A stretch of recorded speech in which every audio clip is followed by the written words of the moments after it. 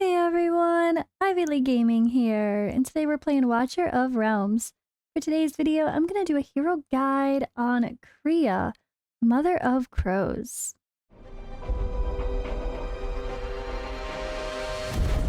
The finest blood for the most untainted soul. Alright, so I am on the test server. This is separate than the global server and not the same thing as the Forerunner server, so this is a wonderful account that lets me have access to characters, resources to build them, and yeah. So that's where we're at today, and I'm looking forward to playing around with Kriya. So she caught my attention immediately just because, I mean, hello, she's gorgeous. Look at the look of her. She has a really cool outfit. Love, love, love the feather vibe, the native vibe, and just really, really cool. Amazing makeup. Love her. Visually, 10 out of 10, right? Love it. All right, so she is a mage, of course, here for the cultist faction. So she's going to pair well with our newly added or newly acquired Aeon that most people should be having from the fusion. So I figured this is a good one to match up. Of course, the Lord's skill benefits more when allies are under stun, freeze, and mobilize effects. But overall, just being able to boost the damage of the allies or the stats overall, and we'll have other people in the team to do that role to help boost her damage. But she's obviously going to excel in Gear Raid 1. So let's talk about her kit first. So her talent, within 10 seconds, every 3 enemies killed with a basic attack range summons 1 Stormcrow. The hero and Stormcrow deal additional 10% damage to slowed enemies. Slowed enemies. So there we go. All the synergy with having some crowd control in this faction just really makes sense. I feel like they put Mari in the wrong faction. I think Mari should be in the cultist faction, right guys? She has all the freeze and slow with her, but that doesn't mean you can't use her with the team, which of course we will. So Stormcrow follows the target and attacks 1 time every 4 seconds after reaching the target. Each strike deals 70% AoE damage to nearby enemies. Up to 5 Stormcrows can exist simultaneously, and each can last for 5 seconds. So she's got a little bit of a summon that deals AoE damage, and she can have 5 of them at a time. I just love that. It seems really, really fun. So her ultimate here strikes enemies in range with lightning 3 times, dealing 130% AoE damage to up to 10 enemies each time. So that's a fun one for sure. Love the lightning. Love the effects. Great graphics. Her basic attack is a magic attack as well. Inflicts 90% AoE damage on up to 3 enemies within range. So her basic attack actually hits more than 1 enemies. Really, really nice. Definitely great for a basic. Her passive here, this is where the little bit of slow comes in. It's not like what her kit's all about, but it definitely helps. When the effect of Necrostorm Assault ends, it enhances every Stormcrow on the field summoned by the hero, increasing its attack by 30% and allowing it to inflict slow with each attack. The effect lasts for up to 15 seconds. So she does bring slow to the table, which is really helpful with all the synergy in this faction. And then her other passive here, when a Stormcrow disappears, increases the hero's damage by 5%, lasting up to 15 seconds. This effect can be stacked up to 5 times. So every time those Stormcrows go away, she gets a little bit of a boost as well. So I like her kit. It's really interesting. It's really cool. But she's mostly going to shine, let's see, with her talent here. When she kills enemies, she's going to summon these Stormcrows. And that's just really, really big for her kit. Keep that in mind. That's kind of what this kit is about, is the Stormcrows, mixed with its solid AoE damage, of course, but she is going to shine in places where she can kill enemies because of this talent. So keep that in mind. Gear raid 1 is going to be the best place, or obviously simple farming stuff like gold raid or experience raid. And of course, campaign when you just need a mage when you're progressing. If you pull her early on, I'm sure she's going to be a monster for your account. Let's check out her awakenings. So let me just scooch myself down a little bit for some of these. Her Awaken 1 reduces the attack interval of Stormcrow by 1%. Sorry, 1 second. Awaken 2 adds 300 attack. Awaken 3 inflicts vulnerability on each enemy hit by Necrostorm Assault. So she adds a 30% damage taken to the enemy debuff. Love it. Love it, love it, love it. 30%, that's a nice big one. Like it, like it, like it. And then all damage plus 8% here, and her Awaken 5, when the effect of Necrostorm Assault ends, there's a 50% chance to summon one additional Stormcrow. So that kind of adds the Stormcrow to her kit even more than just relying on killing enemies. But that's an Awaken 5, so not exactly the easiest thing to achieve, but hey. Alright, so I wanted to go ahead and put some very simple gear on her. You guys know I try to show these basic hero guides with more the in-between relatable stuff, like a gear rate 18 or 19, not like 2021 in the most perfect gear. I try to kind of go more relatable. So we have attack bonus, crit damage, and attack bonus with some terrible rolls here, some great rolls here, and over here we have attack set as well, just getting a little extra crit rate. She's only got 83.5%, that could definitely be higher.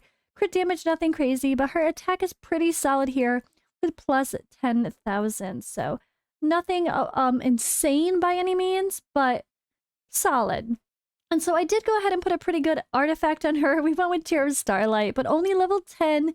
I did not promote it as if we have multiple copies of Tears of Starlight, because good luck of people getting Tear a whole bunch of times. It seems to be pretty hard to get to drop, so I just did a level 10 one, which attack is increased by 20% when deployed. When HP is lower than 80%, the attack effect is reduced to 10%.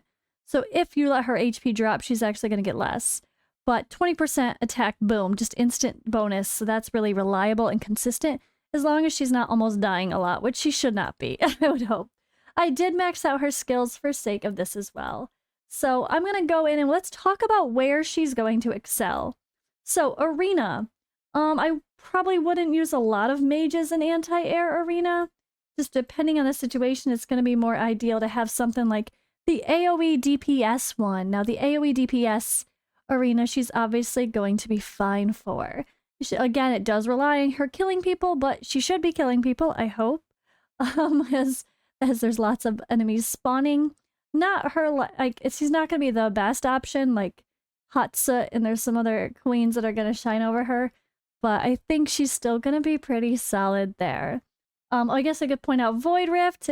Of course, Void Rift, when you just need people to clear waves, or not waves, but you know, like mobs coming in, and you're just using your mages to set up and be able to hit multiple enemies, simply enough, she'll be fine. And she does deal magic damage, of course, and magic damage is great against the heavy armor units, so that's pretty solid too. But keep in mind, you're not going to want to put her against like a more boss type stage where there's less minions. You definitely want to make sure she's part of the team when there's a lot of minions, a lot of enemies, so she's killing them and being able to benefit from her talent. So with that in mind, obviously promotion raid, she's going to do just fine. If you need her anywhere, you can put an AoE mage. Guild boss, no need to use her there. Artifact material raid, no need to use her there either. Tide, of course, if she's one of your higher BP units, you're going to use her in Tide. The resource raids, experience, and gold raid, absolutely going to use her there. Why wouldn't you? And then gear raids. So I don't know what's up with this gear raid 3 here, but hey, this is what it is. Gear raid 1, she's obviously, this is going to be her place to shine. Gear raid 2, I'm not 100% positive that she's strong enough to be the main DPS. Like, I think so. I would say yes, it's worth a shot. You know how you have Comet or Vienna or even a Maul at the end of that podium, I guess, facing the boss, having one unit that can drop a bunch of stuff. But I don't think Gear Raid 2 is the best for her because you really need to kill a lot of enemies too, which she should be hopefully doing, but it's too weird with the waves coming and going slowly at times, and it might not be ideal. But can she do it? Probably, and probably pretty well. Same thing with Gear Raid 3. The lower stages you can probably use her in just fine, and some of the stages where you just want extra coverage. But in the end, Gear Raid 3, the marksmen just really shine for the harder stages, so you're probably not going to be using any mages there. But let's go into Gear Raid 1. So Gear Raid 1, I think we could try to do 19, but that's going to be pretty hard. I don't have the best gear still on people. Overall, 18, she can definitely shine. Let's just go into 18, because that's probably where most people's goal is to get to, so you're farming this. But I will try to do 19 as well. We'll take a look. We'll take a look. All right, so let's go in. We have Power of Dominance turned off. Oh, I gotta make space. All right, so here in 18, I'm gonna take out Elowen. I'm going to put in Mari because she's gonna shine here. And I don't think we need Autumn to boost for this one. I think we can get away with Dolores just boosting, and yeah, we're gonna have some healers and use some of our typical heroes here. Nothing crazy. I'm gonna bring Zealous into the mix because he's super underrated always. Why not? I might not use him though. We'll see. I'll debate. Maybe we won't use him. I'm gonna try not to. I'll use him last. Maybe. Actually, I didn't put gear on Aeon, so we're not using her. Alright, so what I'm gonna do, I'm actually gonna start off, you know what? Let's start off placing her right away. Let's place her actually right here. And then we're gonna place Mari, just freezing slow. We already have Aeon in here for that bonus. I'm going to make sure we keep everyone alive, though. So let's go ahead. I'm going to use a Vortex here. And that should help. We're going to boost people with Dolores there. And then I'm going to go ahead and use Maul. I feel like those are some of the most relatable people. We're gonna have some fun here. So let's go ahead. Actually, let's go ahead and pop our ultimate, even without Dolores, for this one, because I don't think we need it, and we can start getting everyone else ready. Okay, actually, Iona's gonna reach here, so I'm gonna put her here too, so she could benefit from Dolores. And then we're gonna wait for this big wave, and then we're gonna pop everything again. So I'm gonna start setting up on the other side as well. All right, so we have, I want to wait for Mari, which look, they're killing everything without even me having to do anything, honestly. But all right, let's go ahead. Dolores, Mari, and let's go with her. And actually, I should have done Maul first for the defense break. Let's go ahead and put Zealous on the other side, and we're going to use Medan to heal him. All right, and then our Lords are just there for the Lord bonuses, right? It's not perfect order. All right, Zealous is just, I'm just going to pop Zealous as we get him. Maul is going to go ahead of time. I'm not going to wait. This is getting crazy. So let's let Maul go. And now I'm going to wait for Dolores. Let's freeze everyone with Mari. We don't need to wait for Dolores for Mari. And boom, let's use our girl. Let's use our new girl, Kriya. Seems like she is doing a great job. We already killed the boss. This is Gear 18. Gear Raid 2, sorry, or Gear Raid 1, stage 18. Easy clap. Looks like we didn't have to try. These guys are coming around, so let's go ahead and throw up some vulnerability and stuff from him. Maul can go. She can go. And Mari can slow the final wave. That was like the most easy clap thing I've ever seen. Right? I don't even need... Alright, Dolores, boost the last few attacks. Why not? That was like no effort, Gear Raid 1. Stage 18. No effort at all. They're just like, we got this. Don't worry. We got this. So let's take a look at our stuff. Yeah. I think she did just fine. Kriya absolutely killed it.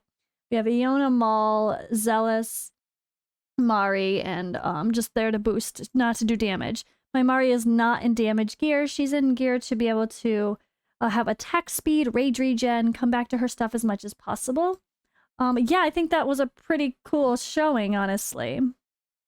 Pretty cool showing. And my other characters are just are just like Kriya, where I have no crazy gear, no stage 19 gear on anybody, no insane sets at all. I'm not going to show all of the other characters. It's not important. It's not about the other characters. This is about Kriya. Yeah, she really shines in Gear Raid 1. Obviously, it's a great place for her. If you're going to go on to Gear Raid 1 stage 19, you're going to need someone else strong to pair with her. Like, if you did pull a LaCear, her plus LaCear should be fine to clear some content, honestly. I really think so. As well as just kind of utilizing the same strategy, except boosting with Autumn as well. That would be the one difference. So coming in here, I would say, yeah, this here, where'd she go? I just had her and I made her go away. Sorry, Autumn. So Autumn here and Dolores to boost your main DPS would be the ideal situation.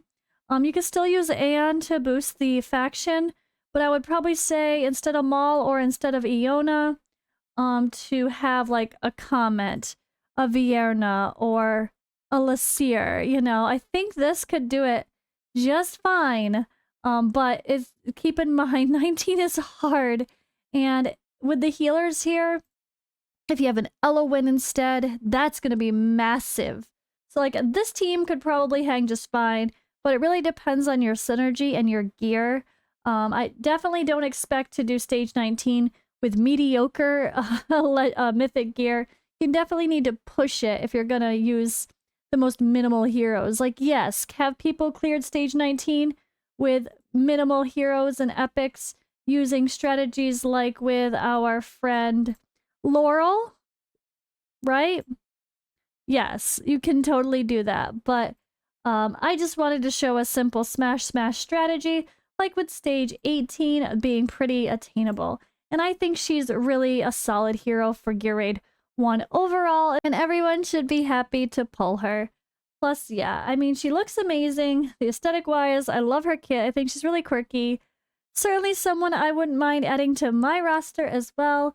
And she is part of the upcoming 10 times event if you're watching this video close to when it came out. So, very cool character. I hope you guys like her too, and hope this was helpful, and I'll see you in the next one.